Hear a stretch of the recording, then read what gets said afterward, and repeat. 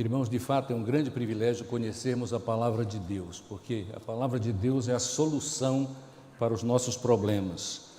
Os que consideramos grandes e os que não consideramos tão grandes, mas que muitas vezes minam a qualidade da nossa vida com Deus e imediatamente também como resultado com o nosso semelhante. Eu fico muito impressionado porque a esta altura da minha vida, conversando com pessoas e muitas vezes pessoas diferentes mesmo no decorrer da semana, eu observo o que eles experimentam quando ouvem ou leem na minha presença, tantas vezes, 1 Coríntios 13, o capítulo do amor. É uma descoberta, eu noto pela face, pela postura e às vezes pela própria palavra. Alguns dizem simplesmente, e isto quer dizer muita coisa, que maravilha, nunca ouviram, nunca leram uma coisa assim. Isto é curioso porque a palavra de Deus, a Bíblia Sagrada, escrita, Velho e Novo Testamento, está à disposição de todo mundo. Antes era só na escrita, na impressão, por causa do que Gutenberg fez há muito, muito tempo atrás, mas agora até via internet, está à disposição. Mas pelo jeito muita gente nunca lê, e se nunca lê não sabe, e aí quando a palavra é dita, geralmente na hora de crise séria, na vida familiar, ou então na vida, nos relacionamentos preciosos que podem ou não dar em casamento, namoro e noivado, a verdade é que quando eles ouvem o leem, dizem que maravilha, e é maravilha. O apóstolo Paulo, quando escreveu este texto inspirado pelo Espírito Santo de Deus, é interessante que nós devemos começar a leitura do capítulo 13 pelo verso anterior, pois o verso anterior ao capítulo 13 diz assim: eu passo a mostrar-lhes um caminho ainda mais excelente. Para quem ele estava mostrando o caminho mais excelente? Convenhamos, não era para um casal em dificuldade, não é? Era para uma igreja em sério problema espiritual, a igreja de Corinto. Eu não desejaria ser pastor de uma igreja exatamente como Corinto, porque que desgraça de povo, né? Se vocês lerem com atenção, especialmente estudarem alguns comentaristas, vejam que era uma igreja terrível. Mas muitas igrejas continuam sendo assim. Eu conheço a história de alguns pastores que eu oro por eles. E orem pelos pastores, porque muitas vezes membros da igreja não sabem o que alguns pastores passam para cumprir a vontade de Deus. É perseguição. Uma das mais recentes, não é tão recente assim, mas que me toca profundamente, é a história de um pastor jovem numa igreja, não citarei o nome por ética, e ele foi convidado para um encontro com a equipe pastoral, pasmem, e foi dito para ele o seguinte: olha, não pregue mais sobre pecado, porque quando a gente prega sobre pecado, afasta as pessoas. Esse rapaz ficou horrorizado, e nós conversamos sobre este assunto, e eu disse: olha, continue fazendo assim. Se você for expulso, Deus terá um lugar melhor para você. Mas nós vivemos tempos difíceis, né? Mas este texto, que é o texto mais completo da Bíblia sobre amor, não foi endereçado diretamente à família, mas tem tudo a ver com a família. Nós sabemos disso. Passo agora a mostrar-lhes um caminho ainda mais excelente. Olha, é muito melhor cumprir esta vontade do Senhor do que viver como vocês estão vivendo, no meio de muita intriga, de muita maledicência, de muita perseguição, de muito descuido com a vida do outro, com a entrega a pecados os mais vis. Eu passo a mostrar para vocês um caminho mais excelente. Quando nós lemos 1 Coríntios 13, eu vou ler agora, nós veremos que nós somos confrontados em alguma parte, porque é muita coisa, é um texto conciso, né?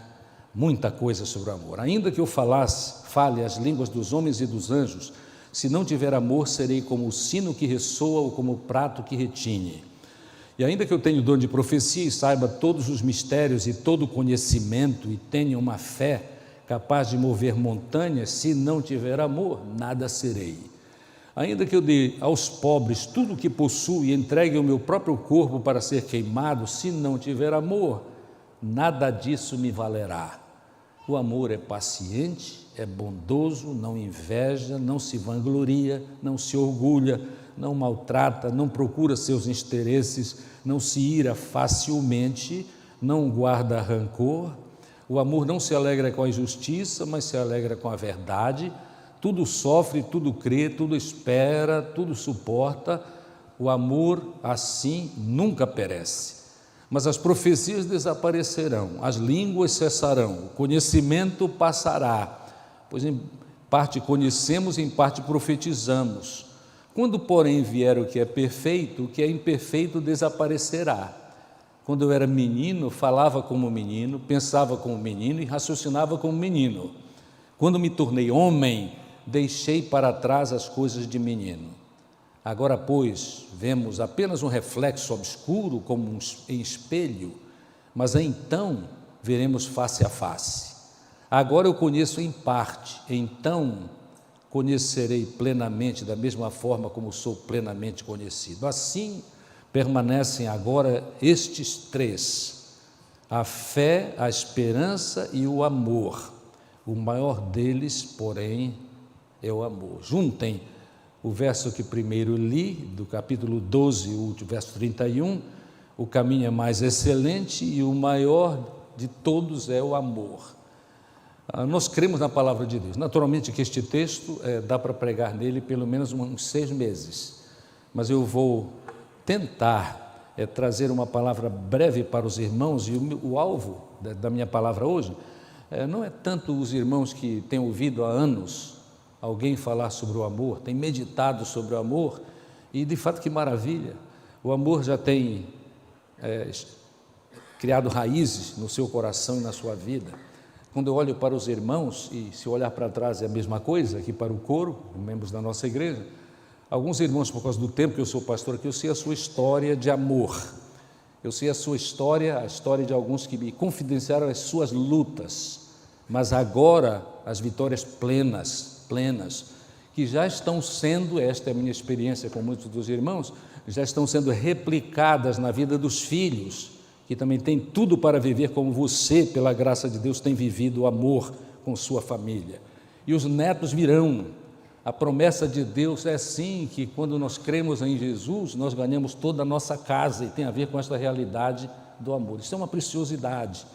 Então o alvo meu é mais aquelas pessoas que acabaram de chegar, ou então que têm chegado há muito tempo, mas continuam rebeldes.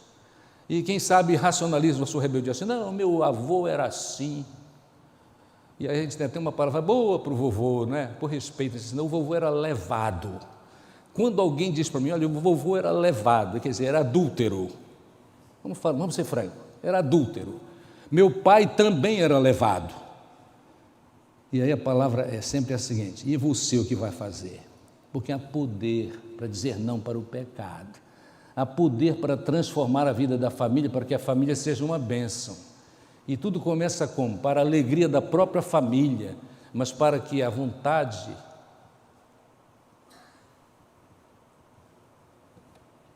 propósito de Deus se cumpra na vida desta pessoa, homem ou mulher, é claro. E é possível mudar, O meu alvo, então, são aqueles que estão rebeldes, continuam rebeldes, e tem que sair desta desgraça o quanto antes, porque desgraça vem. Eu sou conselheiro de famílias desde os primórdios da minha vida ministerial de 55 anos. Eu sei que é. E não é ameaça, não. Entender esta realidade.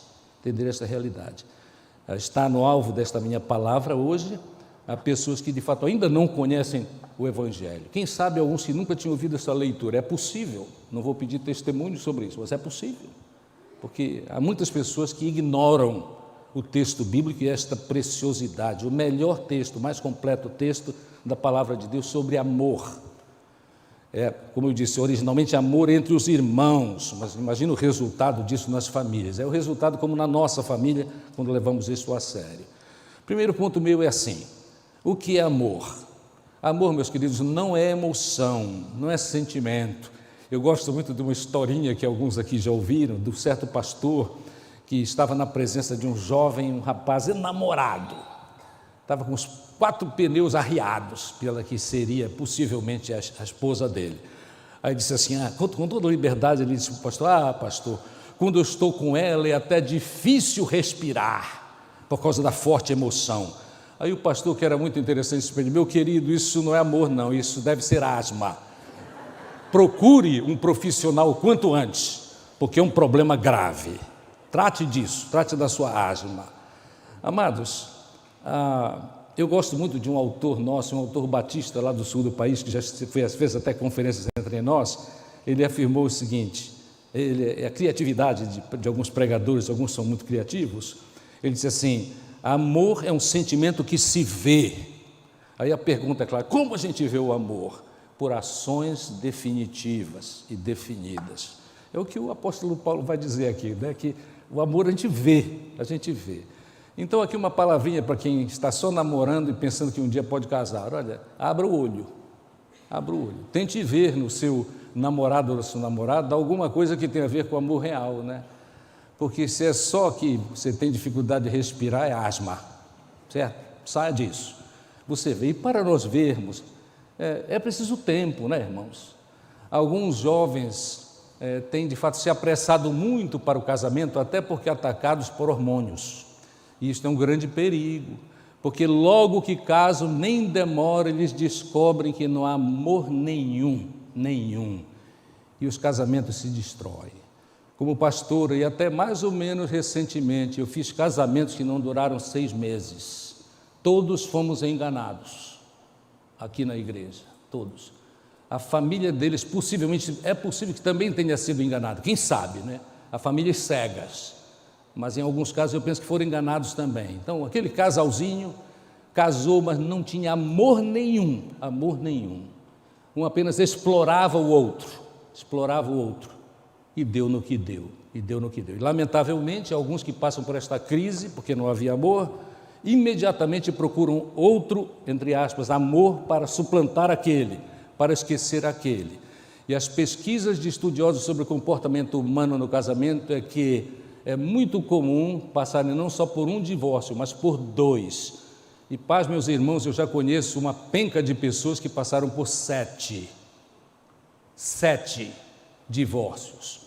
Porque quanto mais rápido for o novo casamento daquele primeiro que entrou em crise, mais fácil é haver a necessidade, entre aspas, de um outro relacionamento para suprir carências afetivas graves, que precisam de tratamento não apenas psicológico, mas também espiritual. Amados, amor não é só emoção. Amor é, de fato, algo que todos necessitamos. Nós fomos criados para amar. É por esta razão que fomos criados à imagem e semelhança de Deus, com capacidade, e criar a imagem e semelhança de Deus é capacidade de termos comunhão com Ele. E a comunhão com Deus é a comunhão de amor. É interessante nós reconhecermos que amor é a grande evidência de que nós somos salvos. E aqui parece que começa a complicar a avaliação da palavra de Deus sobre nós, não é? Uma evidência de que nós somos salvos, uma razão que podemos dizer que somos salvos, é quando nós confessamos Jesus Cristo como Senhor. Romanos 10, versos 9 e 10. Mas o outro texto é o texto de João 13, versos 34 e 35, dizem que o sinal do amor, amados, o sinal de que somos salvos, quero dizer, é exatamente amor. 13, 34 e 35. Um novo mandamento lhes dou. Quem dá mandamento é Deus. Tenham muito cuidado com o mandamento que é dado por um profeta, especialmente se for um falso profeta, não é? Eles têm mandamentos, e algumas pessoas que servem em igrejas onde há falsos líderes, falsos mestres, falsos profetas, eles procuram tomar todas as suas decisões. Cuidado com isso. Hoje é o tempo de muita credulidade religiosa e espiritual, e é para a desgraça de quem faz assim. Nós precisamos depender de Deus. E ele disse o seguinte: um novo mandamento lhes dou. Jesus está dizendo: amem-se uns aos outros como eu os amei. Com isso, todos saberão que vocês são meus discípulos, meus seguidores, são salvos, se vocês se amarem uns aos outros. Então, o sinal é esse, não é? Alguns somos mais emotivos do que outros, mas não é a nossa emoção, a nossa efervescência espiritual, né? Que é a demonstração de que nós somos salvos, né? É o amor, amor. E que coisa desafiadora é essa experiência, né? É muito desafiadora. Porque quando nós começamos, nós vamos pensar assim, o amor é um grande desafio, porque nós somos pecadores, o verbo é esse mesmo, é agora, viu? Nós somos pecadores por natureza, e o nosso amor humano geralmente tem a ver muito com a questão de mérito, né? Eu amo a minha esposa porque ela merece, eu amo meu esposo porque ele merece.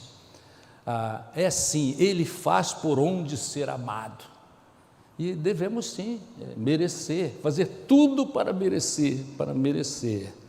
Mas amor, conforme Deus quer para nós, então o desafio está na frente de todos nós indistintamente, é o seguinte, é quando amor se manifesta mesmo, quando nós tomamos a iniciativa de amar. Não é só para preencher a expectativa dos outros, ou as nossas falsas expectativas. Não é apenas porque a pessoa que eu amo, e há vários níveis, obviamente, né? O mais alto deles, humanamente falando, é assim, marido e esposa, não há nenhuma dúvida sobre isso, nós somos uma só carne. Esta é uma expressão muito forte a respeito da comunhão física, espiritual, emocional e tudo mais, o meu amado, a minha amada dá sempre o que eu desejo, supre as minhas necessidades. Nós precisamos estar cuidadosos de tomar a iniciativa do amor. E é maravilhoso porque, assim como quem semeia ventos colhe tempestades, quem toma a iniciativa de amor, colhe amor. A vida é crescente. Eu digo isto para os irmãos, me permitam a referência pessoal, porque hoje eu amo mais a minha esposa e ela me ama mais do que nós nos amávamos há 53 anos atrás. Para quem não sabe, hoje exatamente nós fazemos 53 anos de casados, glória a Deus, aleluia. Deus me livrou de outros erros, lá antes do casamento, mas Deus me abençoou com o interesse, e notem, pastores e conselheiros são abençoados na sua vida familiar, se levarem a sério o que eles ouvem de desgraça familiar, dentro e fora da igreja, é verdade. Os irmãos inteligentes sabem, né, que o inteligente aprende não só dos seus erros, aprende do erro dos outros, né? Eu não quero a desgraça de alguns que vão ficando idosos e vão perdendo a cabeça, e começam a testar as sugestões do diabo. É isso mesmo, é do diabo, porque ele é que é o enganador, né? Diz, não, a tua experiência no lar já está ficando velha, está desgastada, procura uma nova experiência. E muitos que eu conheço têm procurado, mas muitos, felizmente, quando já estavam na desgraça, voltaram. Os irmãos nunca saberão quem é, por isso posso contar para os irmãos. Uma pessoa, era um casal que estava em total desgraça no seu relacionamento, e qualquer pastor passa por essas experiências, eu passei também. Essa pessoa chegou e ela apareceu primeiro. Muitas vezes a mulher é mais sensível a respeito de coisas espirituais, é uma verdade, na minha experiência é assim mesmo, mas até homens têm alguma sensibilidade se deixarem o Espírito Santo trabalhar na vida deles. Ela chegou, contou o seu pecado, disse que estava arrasada porque o casamento tinha acabado. 2 semanas depois, mais ou menos, ele apareceu, aí ele contou, mas aí ele teve liberdade e contou um pouco mais. Ele contou dele com muita liberdade, que ele já estava interessado em uma outra pessoa, era quase que imediatamente depois da desgraça, estava interessado em uma outra pessoa. Eu perguntei para ele quem era a pessoa, a descrição dele foi uma descrição das mais trágicas que eu já ouvi na minha vida.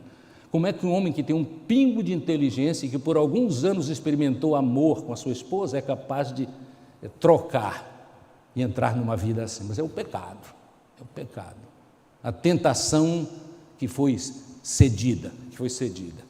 Eu tive a liberdade de dizer para ele, possivelmente os irmãos ouviram essa história, num formato um pouquinho diferente, eu disse, mas então você tem a coragem de entrar nessa experiência que você acabou de relatar? Ele baixou a cabeça, terminou indo embora, agradeceu os conselhos, os textos da palavra que eu li, e entrou num pacto com Deus.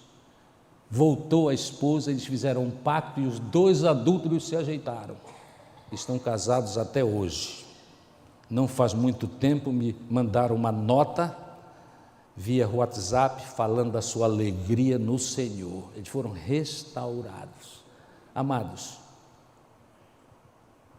quem leva a sério o caminho mais excelente, até tendo errado, feio, quase desgraçado da vida, é capaz de aceitar o plano de Deus para a sua vida, para ser testemunho do poder.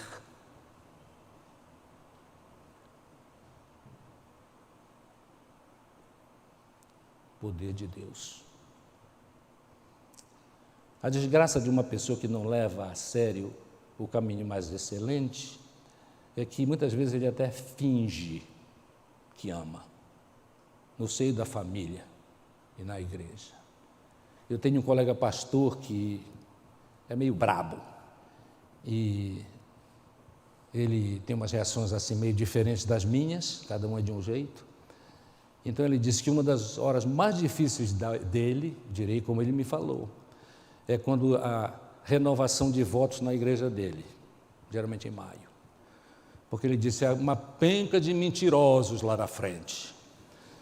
Eu estou tratando deles no gabinete pastoral, eles chegam lá e juram mais uma vez amor, abençoador, cuidadoso. Irmãos, a própria palavra de Deus diz assim, não é? Romanos 12:9. O amor seja sem fingimento. Vocês sabem para quem foi dita esta palavra? Pelo apóstolo Paulo? Para os crentes. Os crentes fingindo. Ele não cita nome de ninguém. Está na moda alguns pastores citarem nomes, né? Mas é falta ética e nada ajuda, porque a pessoa traumatizada abandona a igreja onde ele servia com aquele pastor, e aí é o que o diabo quer, né? Porque ele cai no colo do diabo e dos amigos que têm o mesmo tipo de desgraça familiar, e aí o sofrimento aumenta muito. É verdade, irmãos, o amor seja sem fingimento. Para quem isto servir, que sirva, porque é necessário acabar com o fingimento. E quando a gente acaba com o fingimento, a gente chega com o cônjuge e conta o que é possível contar. Naturalmente, o limite do que é possível contar é de cada um. Eu aprendi, faz algum tempo, de que de fato as vidas são diferentes. A necessidade, até por causa da magnitude do problema familiar, às vezes é necessário haver muita sabedoria. O nome é discernimento, saber como fazer. Mas confissão é parte da cura, especialmente confissão real, que será demonstrada na vida, no comportamento. O caminho que o apóstolo Paulo está apresentando é mais excelente, é maior do que a eloquência. A oratória esconde muita desgraça, não é? Alguns, não todos, alguns políticos são mestres de oratória, e a eloquência não quer dizer coisíssima nenhuma, nós sabemos fatos a respeito disso. É superior à profecia, por incrível que pareça, é a palavra de Deus que diz. O conhecimento acabará, né? E nós sabemos bem disso, né? Porque a própria ciência vive mudando, né? Foi ontem, eu creio que a minha esposa, estudando a respeito de substitutos de açúcar, ela disse, eu comprei uma certa marca de substituto de açúcar, mas eu já joguei fora, porque eu fui fazer uma pesquisa mais acurada e descobri que isso aí está dando, inclusive, algumas doenças, mas continua a ser vendido. Até a ciência muda, né? Muda. Vocês lembram do tempo que diziam que ovo era mortal? Comer ovo de manhã? E aí, Alexandre Garcia, um comentarista na nossa televisão, disse assim, muito tempo eu perdi o privilégio de comer ovos de manhã, mas nunca mais. A ciência passará. Muito bem. Mesmo que eu faça beneficência, e é forte o negócio, até o meu corpo para ser queimado, se não tiver amor, não vale coisíssima nenhuma, porque até a beneficência sacrificada, pode ser por uma motivação ímpia, autopromoção. E como há na nossa sociedade, como há. Glória a Deus que ainda dão alguma coisa, mas é terrível que eles nada recebam disso. A palavra de Deus diria para eles o seguinte: esses que fazem para aparecer, para se engrandecer, não é? Para serem conhecidos pela sociedade, já receberam seu galardão. Já receberam, não vão receber nada. E de Deus não recebem porque Ele não se engana, né? Ele me conhece, Ele te conhece perfeitamente. Aí vem a coisa que é mais dura para todos nós, porque uma destas coisas, ou mais de uma até, eu digo por experiência, pode tocar lá na nossa necessidade pessoal, né? O amor é paciente e é bondoso. Amor paciente e bondoso. Eu poderia, em muitas palavras, até pregar uma mensagem inteirinha só sobre paciência, né? Mas a impaciência é falta de amor. Não é o prezar pela eficiência. O prezar pela eficiência, né? Recentemente eu encontrei uma jovem, aliás, eu encontrei 3 jovens, porque eu estava fazendo um negócio e eu estive em contato com eles por pelo menos uns 15 minutos. Curiosamente, eram 3 pessoas casadas. E quando eu vi a alegria deles por trabalhar naquela firma aqui em Manaus, aí eu disse: pelo jeito você gosta muito do que faz e procura servir o melhor. Isso é verdade. Os nossos patrões são excelentes, excelentes. Patrão excelente é aquele que sabe ser paciente, apesar de poder, obviamente, exigir para o melhor, não é? Para o melhor. Eu fiquei empolgado com isso. E foi interessante porque nos 3 casos eu tive o privilégio de saber um pouco da vida familiar deles.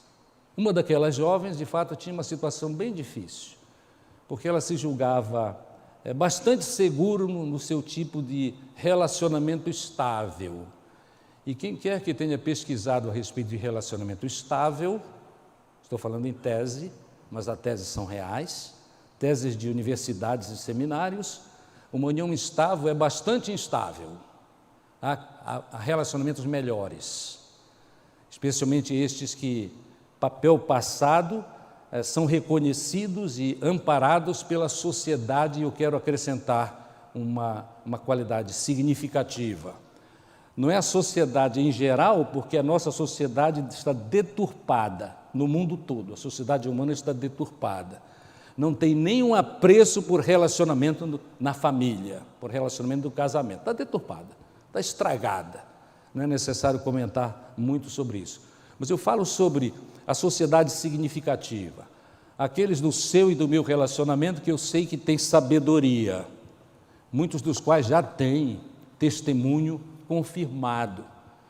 Em nossa igreja não há perfeição total, porque não há igreja nenhuma, mas há entre nós, pela misericórdia e graça de Deus, nós sabemos, há pessoas que de fato vivem o amor em família, vivem o amor em família. Isto nos fortalece, isto nos fortalece. A descrição do amor é paciente, é preciso ter paciência, não é?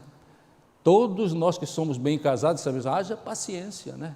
No início precisamos mais paciência do que agora, porque nós nos acostumamos um ao outro. A adaptabilidade do ser humano que tem um pingo de inteligência e busca a vontade de Deus é fabulosa, não é?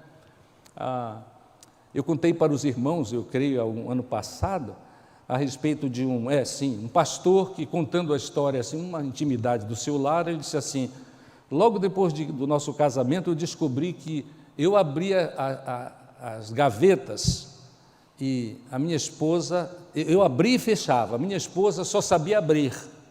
Então eu descobri que era meu papel fechar. É uma figura interessante, né? Quem sabe isso não é o seu problema, né?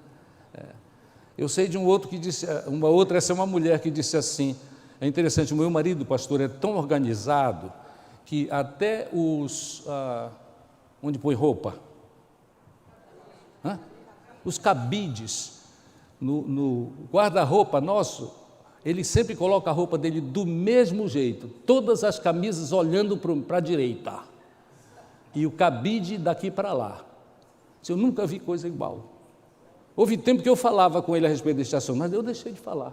Agora, quando eu encontro um cabide que está de lá para cá, eu coloco daqui para lá. Que mulher sábia! Que mulher sábia! Mas haja paciência, é parte do jogo. Ser bondoso é ser benigno, é trabalhar para ajudar o outro, é ser cortês, é ser cortês. Isso também está fora de moda, especialmente na medida em que as mulheres inseguras têm se masculinizado e os homens têm se afeminado. É a realidade. Não inveja, não deseja ter o que é do outro. Olha, meus queridos, falando sério, na vida espiritual a gente tem que ter tanto cuidado com esse negócio de inveja, né? Tem marido que tem inveja da qualidade da vida espiritual da esposa, e em alguns casos vice-versa, né? Nós somos diferentes um do outro. Não queira forçar a sua esposa a ser como você é na vida, nem na vida espiritual, porque a vida com Deus é particular. Você já sabe disso? Eu só estou confirmando isso. Para quem não sabe, é bom reconhecer isso, né? Aí você não se sente diminuído, não se sente invejoso. Eu sei histórias assim muito sérias, por exemplo, eu sei de inveja com coisas, com bens, que causou a separação de vários casais ao longo da minha longa peregrinação. Eu vou mudar um pouco a história para que ninguém saiba o que é, quem é, porque eu sei que um exercício de alguns irmãos é saber de que ele está falando. Eu sei como é. É a fraqueza humana, é a nossa fraqueza. Mas então eu vou pintar assim, olha, há muitos anos atrás, um homem rico, vocês já vão achar estranho isso, né? Comprou um Volkswagen, daquele comum, mas para eles era uma preciosidade enorme. E aí mais tarde ele comprou um carro chamado Dolphine, só os velhos sabem disso, um carrinho bem fraquinho, né? A máquina parecia uma máquina de o quê? Uma coisa pequenina, fraca. E aí eles começaram uma briga muito grande sobre de quem era o Volkswagen. E brigaram, é meu, é teu, é meu, não, eu comprei com o meu dinheiro. Lá vem a intriga, né, de algumas famílias que não resolveram isso ainda. Aí finalmente, sabe que eles se separaram por causa do Volkswagen? Eu estou mudando a história, viu? Porque a história, o carro valia muito mais do que um Volkswagen, na história real, né? Mas uma briga enorme. E de fato a tristeza é o seguinte, eles tinham dinheiro suficiente para comprar 5 Volkswagen se quisessem. Mas é aquela coisa, a intriga se instalou. Aí é uma questão de mostrar quem é quem aqui, quem manda aqui. E se separaram. E, lamentavelmente, no caso que eu tenho em mente, camuflado com a história do Volkswagen, lamentavelmente partiram para a desgraça pessoal e familiar. Olha, tanto não nesse texto, né? Eu vou só citar, porque senão a gente fica aqui até hoje à tarde. Olha, quem ama não se vangloria. Quem ama não se orgulha. Isto é, não se acha superior. Quando nós não nos achamos superiores, o que é que nós fazemos? Nós ouvimos o outro. Eu não sou superior, eu ouço o outro, as argumentações do outro. Eu entro em sintonia, eu trabalho a conexão com o outro, a intimidade. Eu sou sensível às necessidades do outro ou da outra. E esta sensibilidade, sem dúvida, depende de muita observação. As 5 linguagens de amor de Gary Smiley ajudam a pensar sobre isso, né? Qual é a linguagem de amor da minha esposa? E ela perguntará, qual é a linguagem do amor do meu esposo? Pelas diferenças, né? O que é que, de fato, quando acontece, ele se sente amado? Olha aquele texto, eu fico tão impressionado com este texto que eu já propus no meu coração que eu vou voltar, provavelmente daqui a 2 semanas, porque eu estarei fora domingo que vem. Daqui a 2 semanas eu pretendo voltar àquele ambiente de trabalho, onde eu encontrei essas pessoas casadas e com alguns questionamentos, inclusive espirituais, e o que eu pretendo no coração e vou fazer, e ainda no mês de maio, eu vou dar para aquelas 3 pessoas as 5 linguagens de amor, porque tem muita gente assim que não acordou para isso ainda, né? aquela ideia assim mesquinha ou imatura, que não, ele é igual a mim. Não é não, nem na vida espiritual, em nada. Nós somos diferentes,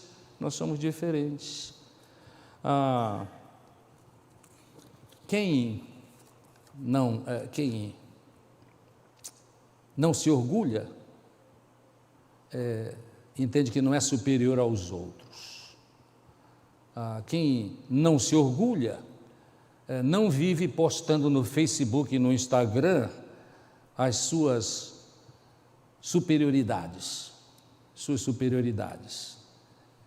Esta é uma área, a rede social é uma área minada a respeito de manifestações de orgulho. Eu não li nenhuma tese até agora a respeito das manifestações de orgulho no Facebook, mas é um prato cheio para quem estuda comportamento humano nas nossas universidades. E vai ser interessante. Mas nós já sabemos algumas coisas que provavelmente vão ser ditas. Pessoas que fazem assim, se orgulham e demonstram o seu orgulho nas redes sociais, expõem exageradamente, o segredo é aqui, é exageradamente a sua importância, e crente precisa ter cuidado com isso, né? Porque nós cremos que de fato a nossa importância não é por causa de quem eu sou, o que eu tenho, ou quantos cursos universitários eu fiz, quantos doutorados eu fiz, não, o meu valor fundamental é que, olha, Deus me aceita, eu sou de Jesus, é tudo pela graça, e eu estou maravilhado com isso, tudo vem do alto. Tiago, irmão metade de Jesus, tudo que há de bom vem do alto, descendo do Pai das luzes, em quem não há mudança nem sombra de variação. Ainda o texto disse assim, quem ama não maltrata. Meus queridos, há tantos casais onde há muitos maus tratos, é a triste realidade da família em nossos dias. E não é só feminicídio, não, são espancamentos, desvalorizações constantes, a ponto de que uma frase mais ouvida provavelmente por conselheiros familiares de mulheres maltratadas é: nada que eu faço, tudo que eu faço ele desvaloriza, tudo que eu faço ele desvaloriza. Convenhamos, no mundo sem Deus há muita gente, muita mulher especialmente maltratada, e isso é perigoso, Mulheres maltratadas, mal amadas, são um prato cheio para serem encantadas por homens exploradores. Então, se você é maltratada, tenha muito cuidado com os seus relacionamentos. Se você tiver de procurar um psicólogo, uma ajuda psicológica ou psiquiátrica, procure uma mulher para garantir a sua segurança. E se alguns dos homens aqui são conselheiros, psicólogos ou psiquiatras e prezam a sua família, estejam muito cuidadosos ao tratar de mulheres mal amadas. Eu tenho algumas experiências deste tipo muito recentes, então eu poupo apresentar aos irmãos para não expor ninguém. Foi uma história por mim contada por um pastor também jovem, a respeito de ter recebido uma visita que de fato podia ter descambado para uma desgraça moral, não fosse o discernimento, que aqui é uma área perigosa. O texto diz assim, não procura os seus interesses. Eu quero sempre o primeiro lugar. Para algumas pessoas sem conhecimento ou desobedientes à palavra de Deus, esta é uma verdadeira obsessão. Eu primeiro. Liberdade, a minha liberdade, não importa se a minha liberdade fere alguém. Quando a palavra de Deus nos diz, em outros textos muito interessantes, né, que nós não devemos usar da liberdade para dar ocasião à carne, à natureza a natureza decaída. Carne aqui é a natureza decaída. Por exemplo, alguns de nós sabemos que, entendemos a mensagem do apóstolo Paulo a respeito de carne oferecida a ídolos, não é? Lá naquele tempo, no primeiro século, isso era um problema enorme para muitos cristãos. E alguns não tinham entendimento, que Paulo demonstra que precisamos ter, é de que nem os ídolos são coisa alguma e não há nenhum problema em carne oferecida a ídolo. Mas por amor ao irmão, que ele mesmo chama de mais fraco, nós limitamos a nossa liberdade. Aí eu quero perguntar diretamente aos irmãos que têm dificuldade com isso: você limita as suas liberdades? Por amor? É preciso. É exigência da palavra de Deus. É exigência da palavra de Deus. Me permitam voltar ao Facebook. Se você leva a sério o fato de limitar-se, você tenha cuidado sobre o que você posta nas redes sociais. Porque quando você posta uma coisa com os seus pares, inclusive de pecado, você pode não estar sentindo ofensa nenhuma, mas você ofende a igreja do Senhor. Você faz que alguns percam, de fato, o equilíbrio que precisam ter, sim, para este estágio de ainda alguma imaturidade, mas é como eles são ainda. Meus queridos, quando nós amamos, nós limitamos as nossas liberdades. No relacionamento marido e mulher, nós não fazemos qualquer coisa que achamos que temos liberdade de fazer. Nós procuramos saber se é aceitável ou não, e há coisas que não são aceitáveis, porque tem a ver com a vida do passado de pessoas altamente pecaminosas, que viviam nos prostíbulos e podem, muitas vezes, num momento de fraqueza, imaginar que a sua esposa é um tipo de prostituta, pois não é. Os irmãos inteligentes aqui têm um vislumbre do que eu estou querendo dizer sem muitas palavras. Limite as suas liberdades, porque isso significa amor. No gabinete pastoral, pessoas perguntam perguntas duras, difíceis e talvez vexatórias para quem pergunta, não vexatórias para quem responde, por causa, às vezes, de alguma experiência com a vida, com a palavra de Deus e com desgraças onde os princípios da palavra são feridos.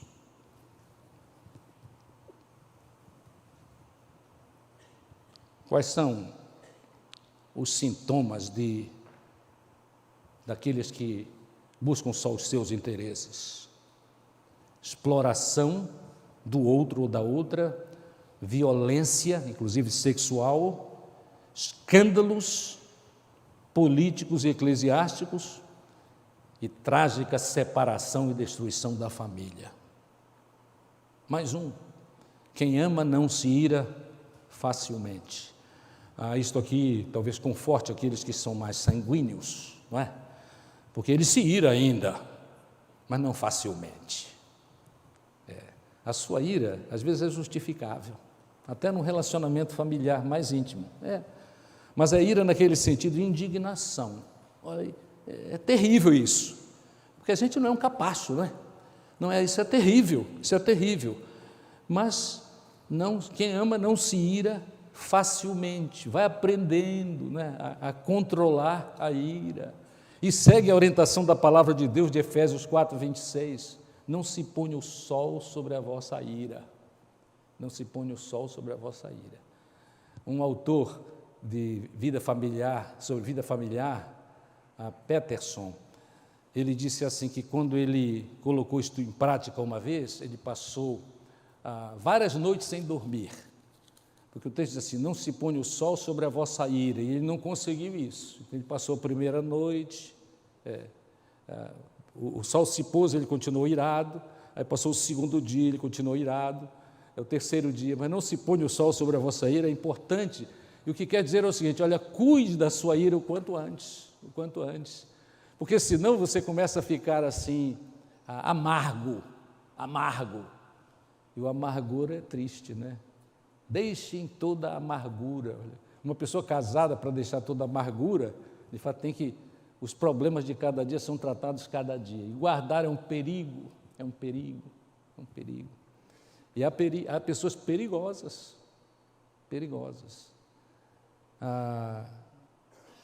Certa pessoa, muito amiga minha, é uma mulher, ela me contou uma vez que ela fazia um diário das coisas ruins que o ex-marido fazia.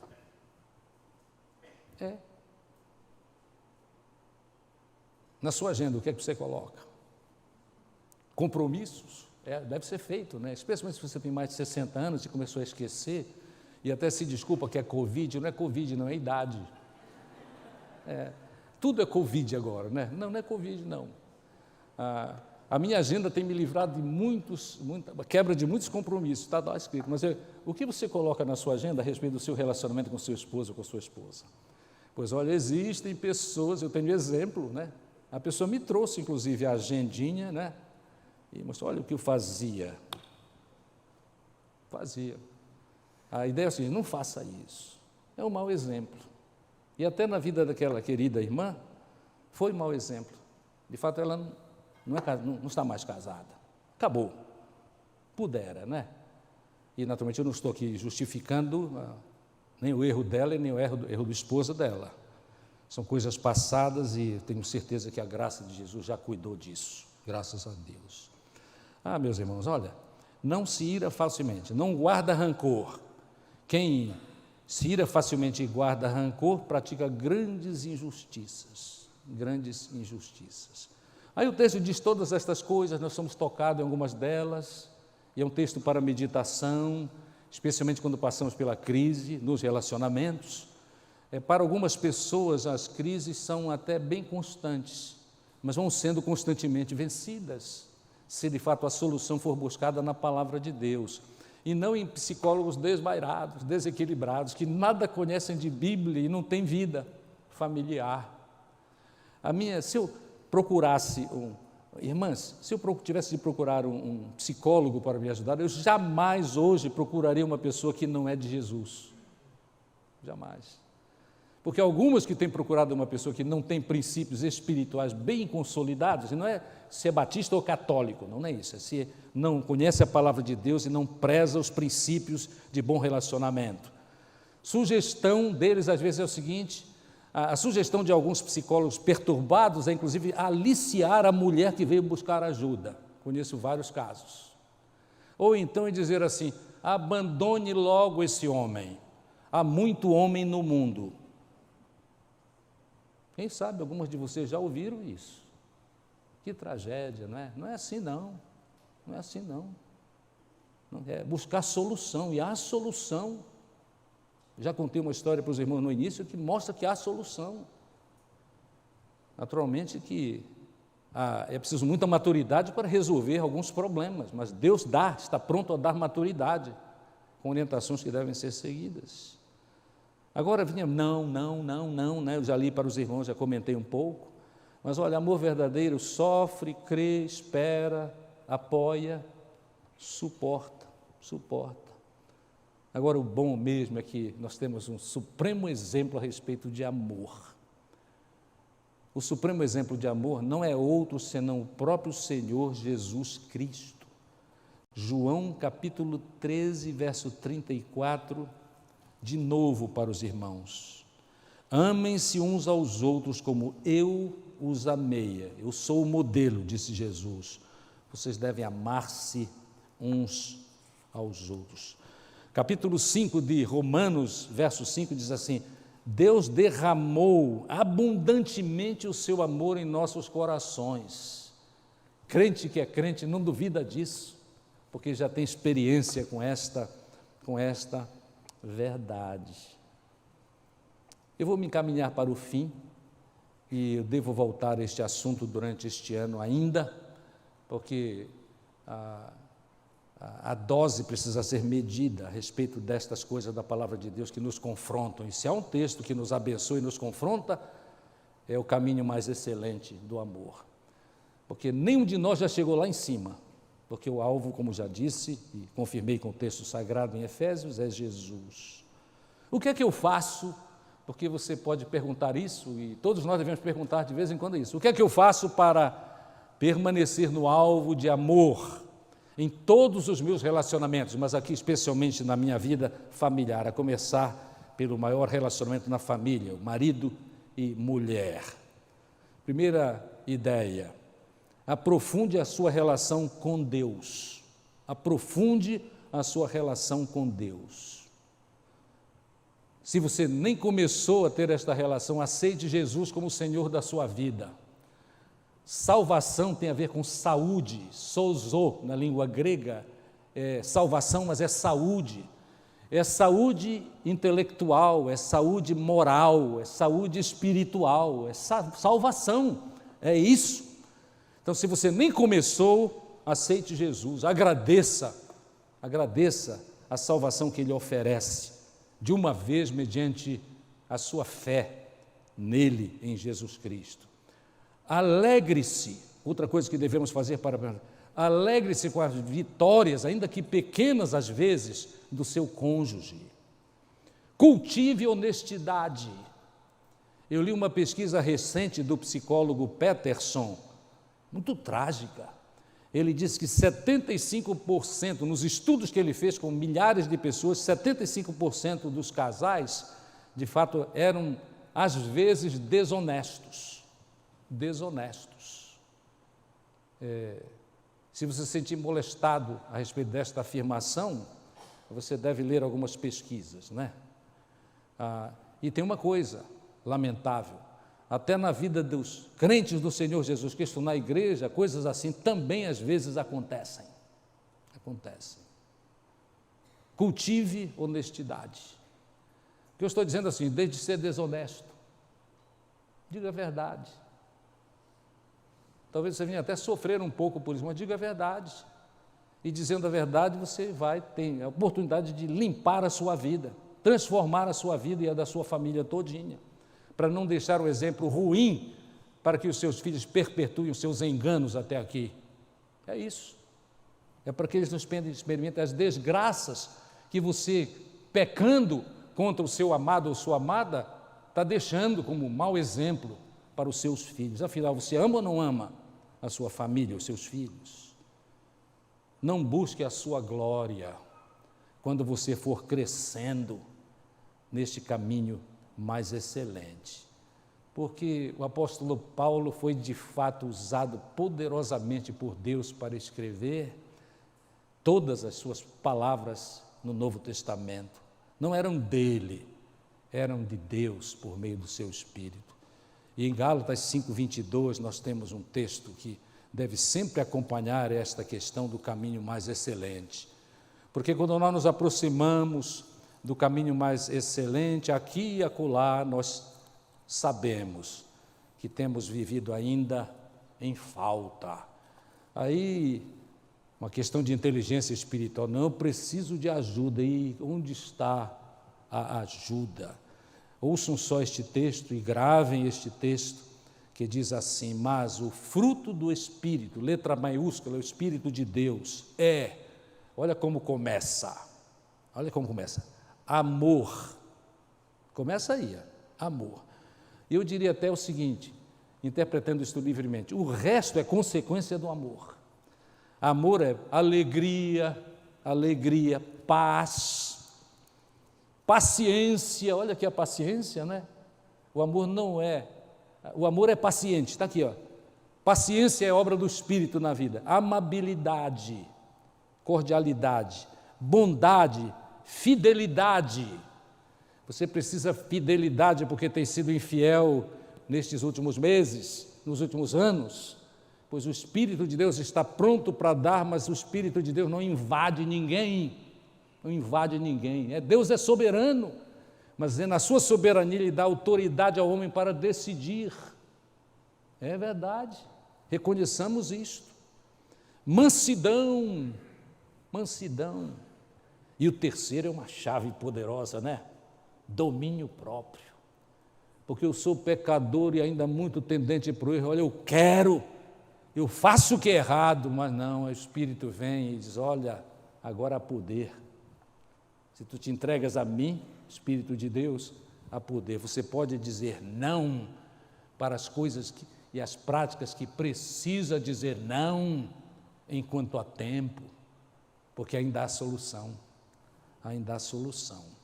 Eu sei que o drama de qualquer pecador, eu me incluo, é grande a respeito desta questão do domínio próprio, do fazer a vontade de Deus. O drama é grande. O drama é tão grande que às vezes, depois de começarmos a experimentar, mas começamos a experimentar, ainda vem, vez por outra, aquela dúvida, né? Cruel. Deus já me perdoou, o texto diz, e eu várias vezes medito sobre isso, mas também várias vezes, por causa da minha finitude humana, minha pecaminosidade, eu penso assim: será que de fato Ele me perdoou? Eu sei isso e ouço constantemente a respeito disso. Eu ouço constantemente pecadores que têm a liberdade, se sentem livres para conversar comigo sobre este assunto com honestidade, e de fato eles mostram as suas dúvidas. Sugiro que você pare de fazer isso. Quando o pensamento vier sobre dúvida, você volte à palavra de Deus. Lembre Efésios 2:8, pela graça sois salvos por meio da fé, isto não vem de vós, é dom de Deus, não vem de obras, inclui esta, né, eu sou capaz, não vem de obras para que ninguém se glorie, tudo é graça de Deus, mas a graça é abundante quando eu faço o que Deus quer que eu faça, e nós sabemos mais sobre a vontade de Deus e o que produz resultados maravilhosos na nossa vida do que nós praticamos, todos nós. Então o que precisamos é o seguinte, praticar. E devemos praticar, último ponto, porque o amor se garante, o amor certo se garante, não é? Capítulo 13 do texto, que li inicialmente para os irmãos, o caminho mais excelente, e no verso 8. Vou aqui porque eu quero fechar com esta maravilha. Olha, só a primeira frasezinha, o amor nestes termos, aliás, ele ainda vai apresentar um pouquinho mais, né, porque é só o verso 8, mas o amor nestes termos, que é paciente, etc., nunca, sublinhar, nunca perece. Por que nunca perece? Vale a pena sair daqui com essas ideias, porque Deus é amor. Nunca perece porque nós fomos escolhidos em Cristo, Efésios 1,14. Nunca perece porque Jesus já morreu por nós, já pagou o preço do nosso pecado, terrível como é o pecado do desamor, e Ele nunca nos abandona, Hebreus 13:5, jamais os deixarei ou os abandonarei. E o apóstolo Paulo, de fato, por causa do remédio que ele nos traz, né, a solução para os nossos problemas de relacionamentos fora do padrão que Deus tem para os seus discípulos e para os fiéis, ele terminou assim o capítulo 8, versos 38 e 39. O meu desejo é que vocês, à luz dos pensamentos, das meditações desta manhã, tenham a coragem de fazer esta mesma afirmação do apóstolo Paulo. Consagrem esta afirmação como sua. Ele disse assim: pois eu estou bem certo. Olha só, né? Que maravilha.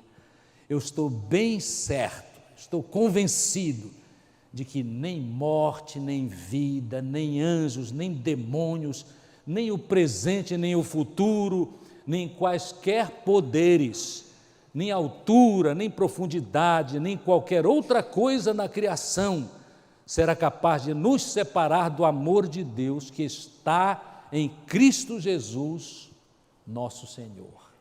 Estou bem certo. Olha, que Deus nos abençoe. E crescendo nesta certeza, nós tenhamos a coragem de viver mais próximos do que a vontade de Deus. Amém. Amém.